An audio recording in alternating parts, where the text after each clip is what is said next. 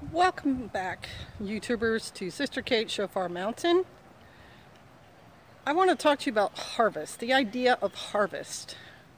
Many of you know, seen the displays that people put up this time of year, like a straw bale, pumpkins, corn stalks.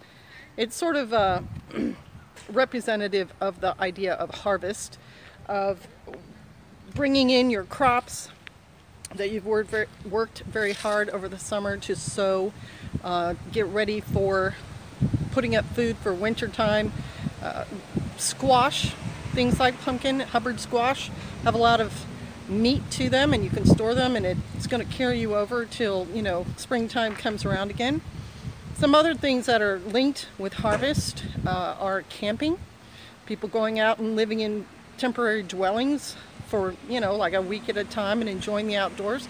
Very, very similar to Sukkot. It's a parallel there. And I wonder if, and I'm certain that biblical overtones happen in real life. And I wanted to also sort of look into other ideas that go along with harvest.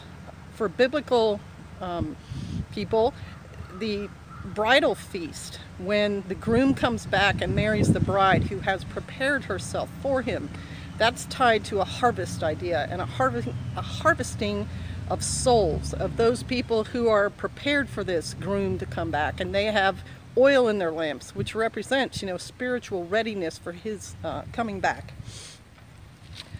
Also, the feast time of the Lord, like Sukkot, is a time where the Ruach HaKodesh, the Holy Spirit, works very strongly. It opens people's eyes to Torah obedience. It brings blessings to people before the actual feast happens, and that happened very strongly in Pastor Joamiah's life this time around, and has in the past at other feasts. So there's a lot going on there, and I wanted to kind of explore it.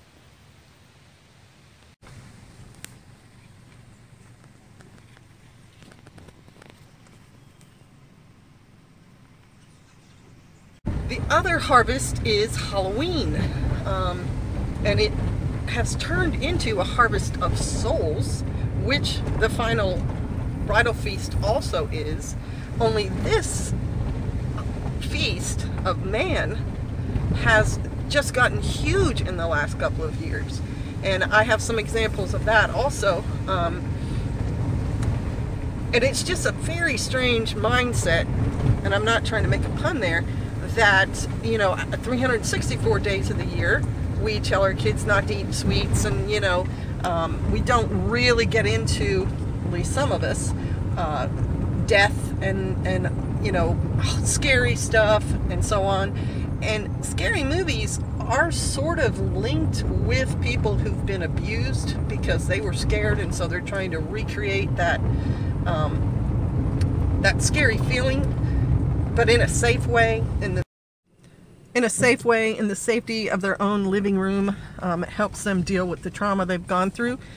But there are people out there who wait for this particular feast, and they are there, Satanists. This is one of their high feast times, and they're using it to punctuate with violence, with bloodletting and so on, their year also.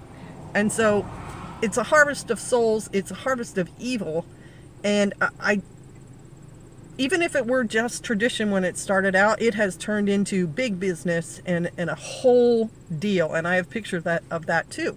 And I just want to give you these two ideas about the harvest at the end of the year and let you think about them.